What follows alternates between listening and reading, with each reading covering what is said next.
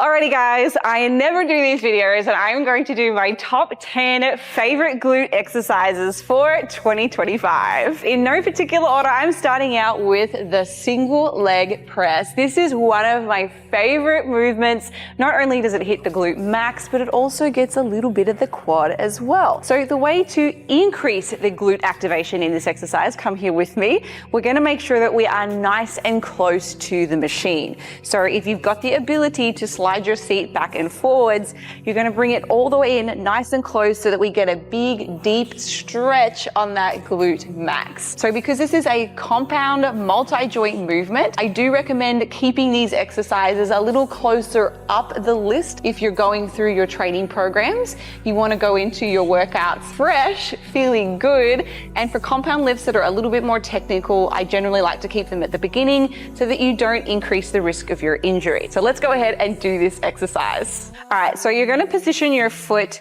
slightly higher up on the plate. Now you can do this on other leg press machines as well, but you're not going to get quite the same glute stretch. So honestly, if you can do a unilateral version on one of these types of machines, currently I'm working on the Atlantis single leg press, then absolutely choose this one over something else. So as you press through, make sure that you're holding on. You're going to bring that leg all the way back in. I can feel such a big, deep stretch here in my glutes. And then I'm going to drive it forwards.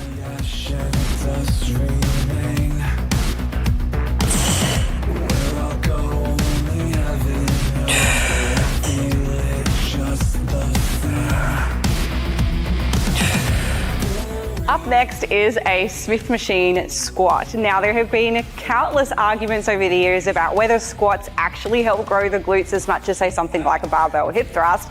And so far to date, based on the studies we have, there seems to be very little difference in terms of the growth response between those two movements. So if you are like me and you enjoy squatting, then keep doing your squats, girls. But I limit mine to 1 per week, just because it is a more taxing movement. It hits everything. It's a little bit more challenging on the neural system. So I will use all of the other exercises that I'm going to show you in today's video to kind of help achieve some glute volume without overloading my entire body. I also like the Smith machine over the barbell just because it's a little safer. I've done powerlifting over the years and I've always found that I end up getting a little bit too confident in the gym when I lift heavy loads. So this is a much safer way to do things. So 1 time per week, I'll do squats, whether it's pulse reps, sumo squats, tempo squat, Anderson squats, you name it, it doesn't matter. They all are great at targeting that big glute max muscle at the back.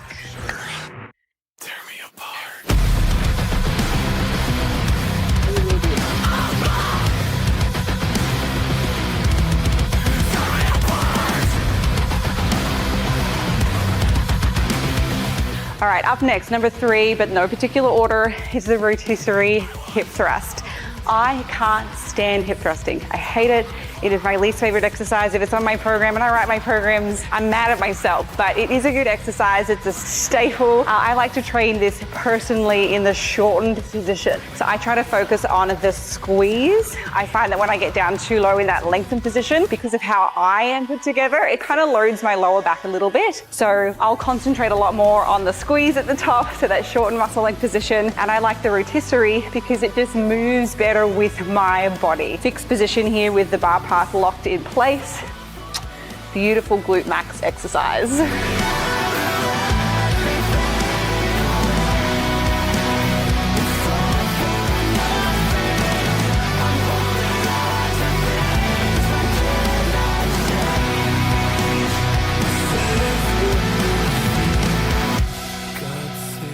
Okay, number 4. Seated hip abduction. There are a couple of different ways that you can do this, and depending on the position of your spine, it can slightly change where the exercise isolates in your glutes. So I like to do all 3 variations. So we've got a forward leaning position, tall, and a leaning back. Now, in that leaning back position, you're not going to be as strong because you're not getting the help of the big brother, the glute max. You're kind of relying more on your glute medius and minimus when you are leaning back, where the hips are a little bit more extended and open. Whereas when you're in that forward leaning position, you're going to be a lot stronger. You've got much more use of the glute max as well as the medius. So that load needs to be heavier when you're hitting bigger loads or when you're doing that particular movement.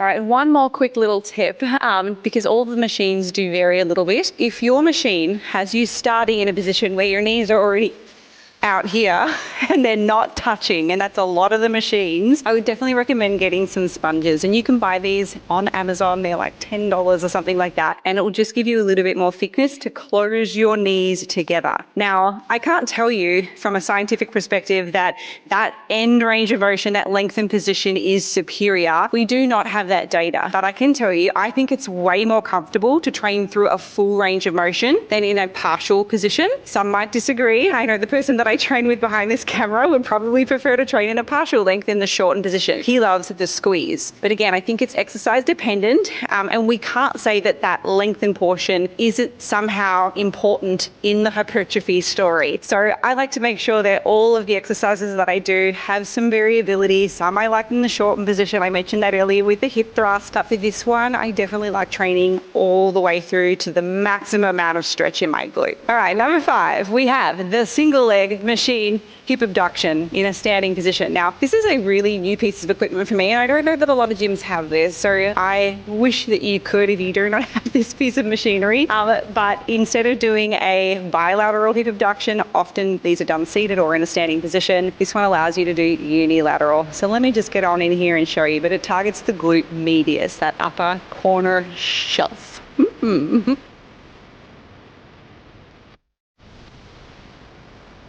Alrighty, getting down into that crouch position and simply abducting out to one side.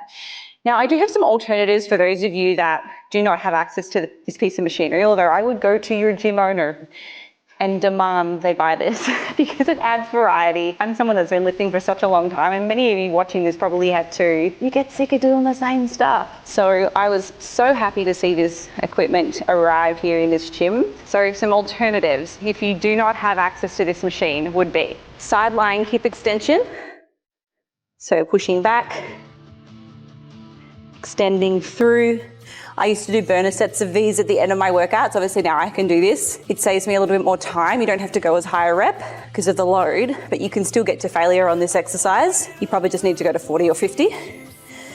If I am traveling, if I'm at a hotel where I don't have access to all this equipment, this is an exercise I would do to continue training my glutes so I feel like I have a successful week. All right, another way that you can do your glute medius if you don't have access to all this equipment, again, as a unilateral exercise, would be to do a clam, banded clam, same position, getting down on one elbow, put those heels together, and then you're gonna abduct out. I'm using my large pink band. So this is the Glute, my Glute Factory brand. This is my company. I've got 2 different strengths. There's a strong and there's a light. Use the pink light band. It just gives you a little bit more range of motion. The other one's good for hip extension exercise where it just wants to keep your knees together. But this is great for any lateral abduction movement. So for this one, you're going to put the band under your knee, and then basically you're going to abduct out to the side. So getting into all fours in that quadruped position, basically just abduct out. So all of these exercises would make it into my list of glute movements if I was traveling and I didn't have access to my normal gym equipment. Woo, yeah, girl.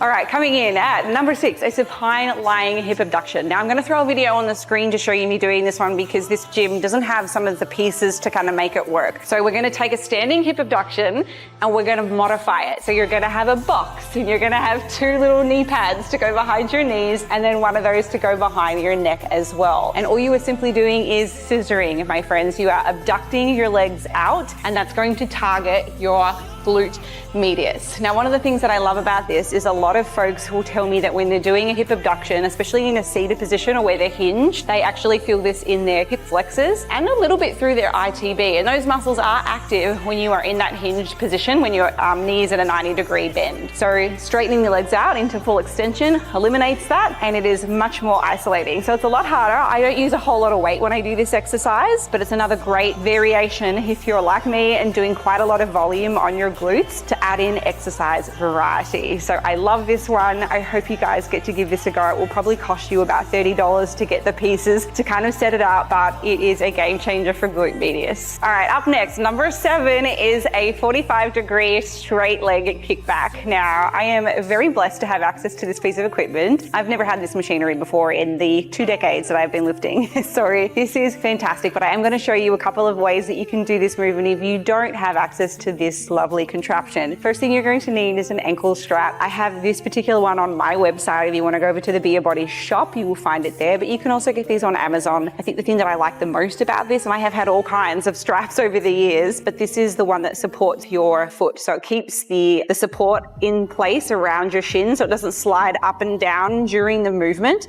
which often just leads these buckles to kind of giving you a bit of pain on the front of your shin bone. So get one with a foot strap if you can. Well, let's get strapped in. You can tell me if I live or die. Now bury me inside and control my mind. So this variation, you can do it kneeling, which makes it a little bit less stable, so you don't need as much load. I don't particularly have one preference over another. I think both of them are great variations. I would go here on personal preference. I don't even know that the loading pathway even changes a whole lot. You come up, you hold on, and you're going to abduct out on the 45. So if I'm looking in terms of alignment, hopefully you know your angles, kids, but 45 degrees, you're going straight back out in this direction. Definitely can feel it if you want to come around. I'm going to point to where I can feel that. So that keels right up in here, which is exactly where you were meant to feel that. So coming in, 45, big squeeze. Oh my goodness, I love this movement so much.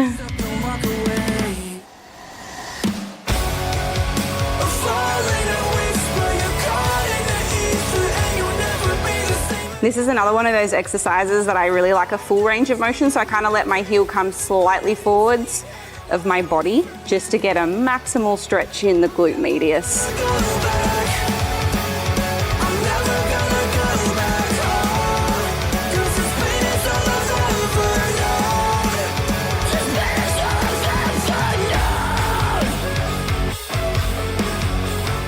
Okay, for those at home who didn't have access to this piece of machinery, you can also do this on the cable. Just make sure that when you put the cable tower, to the appropriate height, it's at your shin, mid-shin to knee height.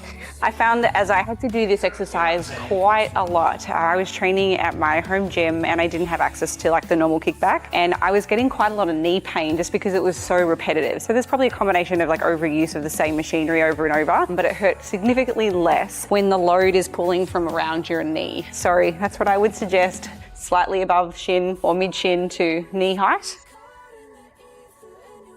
Getting down in that athletic position, and we're going to kick back on that same 45. Again, try and give yourself a little bit of distance so that you can pull that, stretch the glute medius into that lengthened position by allowing your foot to come slightly forwards, and then abduct out to 45.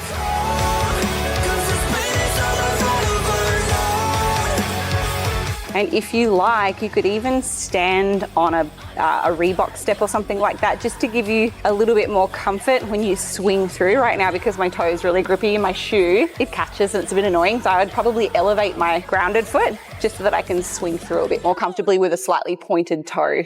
Coming in, number 8, a bent knee cable kickback. So this is for the glute max. So we're kicking straight back this time as opposed to on the 45, which is more of an abduction. You can do a hybrid of both of these, honestly. But if you are trying to target the glute max, straight leg or straight position, I suppose, in terms of the direction. And then we're going to do the bent knee variation. So I kind of start in this position here, getting a nice big stretch in the glute. I really like that for this hip extension movement. And then we're going to kick straight back. And I just go to parallel, trying to get my heel straight back.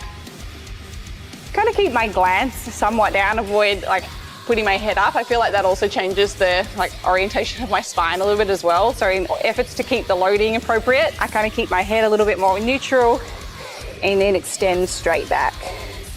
Notice I'm nice and close to the cable tower. I've got a bend in my elbow.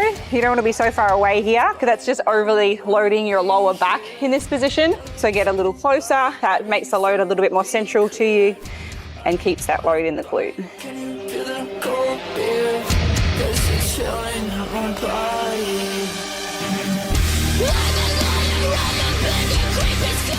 All right, up next, I think this is number 8. We're at a single arm dumbbell step up. So you can do this with 2 dumbbells if you like. It'll be bilateral arm, but for glutes and for this exercise, for whatever reason, I really like the single arm. So basically it's going to be whatever whatever foot is up on the bench, you're going to hold the dumbbell with the opposite hand. And you're going to put your hand up here on the wall. Now I would encourage you not to do this on a mirror. If you do use a mirror, y'all just go wipe it down. No one wants nasty ass prints all over the mirror. So basically we want to try and keep a nice 90-degree bend here. We want to avoid forward knee travel because guess what? That starts to isolate your quad a little bit more, and we are trying to do this to target the glutes. Now, in terms of bench height, you want something at least at your knee height. Your knee height might be different than my knee height. This actually works quite well if I was to stand here. It's basically at my knees. Ideally, I'd go a little bit taller, but the benches here are kind of limited. So if you've got access to some of the different boxes, I know there's like a 30-inch box height or something like that, probably better because it'll allow you to get a bigger stretch in your glutes. So let me show you. Foot up, make sure you've got a nice stable surface. Avoid doing this on anything spongy. It's going to be made harder if you use a spongy shoe, so a nice light soled surface. Hand on the wall, so basically coming up and dropping back. Lightly tap, come back up, lightly tap. I'm probably a little bit too close to the wall here. See how my head's bashing into the wall? I'm going to take that bench back a little bit. Poor preparation on my part. But you want to be able to angle your body forwards on a 45 a little. Let's try that again. All right, so trying that once more so I can get a little bit more of a forward angle.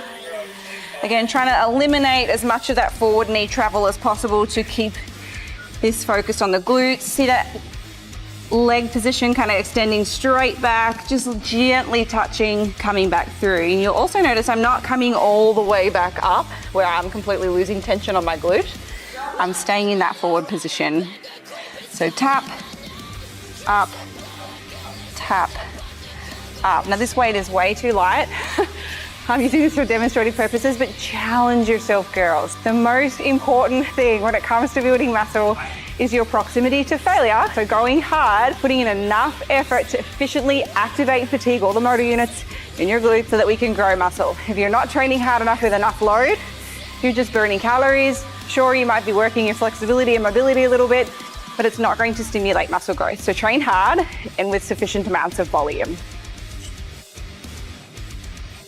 All right. We are at our last exercise, number 10. This is a front foot elevated Smith machine lunge. I love this exercise. I don't know why. I just love it. It's always at the top again, multi-joint movements. I usually put at the beginning of my workout, not because there's something magical about order from muscle growth, but more about safety and just training in a non-fatigued state. You could very well do a squat or a deadlift or a lunge at the very end and potentially still have growth, but you're just subjecting yourself to that injury risk. So I like to plot those somewhere in the top 3 position. So for front foot elevation, the reason we're doing that is, again, it's just adding that little bit more range of motion to kind of lengthen the glute. Again, I'm all for incorporating a variety of tension profiles. So some of the movements that I do load a little bit more in the lengthened position, others load in the shortened. And again, there have been a couple of studies recently actually by Jeremy Ether and Brad Contreras that looked at this, and guess what? There were no meaningful differences in those select exercises when it came to muscle growth outcomes. So it comes back to, at least in the early stages, there might be something that comes out later and says, nope, you're all wrong. But for now, I go on personal preference, what I feel actually targeting the muscles. So let me show you how to do this one. All right, a couple of inches off the ground. If you can use a Reebok step, that would probably be better. But we're just going to come all the way down and we'll do a big stretch here.